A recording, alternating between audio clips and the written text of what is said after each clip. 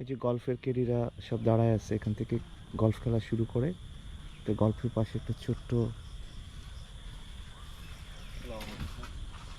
ছোট একটা পুকুরের পাশেই এখানে বসার জায়গা। এই হচ্ছে বিল্ডিং। বিল্ডিংয়ের এখানেও গল্ফের দেখো টি করা আছে। এই রোড দিয়ে সোজা বেরিয়ে যাওয়া যায়, গেলে সামনে অফিসার মেস।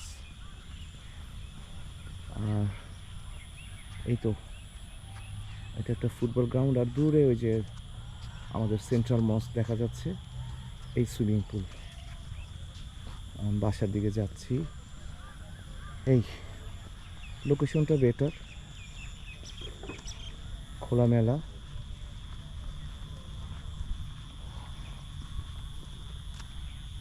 এখানে অতসী জাইনু ইনশাল্লাহ আসলে সুইমিং করতে পারবে, গল্ফও খেলতে পারবে। জাইনুকে এবার গল্ফটা খেলা শিখায় দাও ইনশাল্লাহ। এই যে দেখো গল্ফের আবার এখানে আরেকটা টি।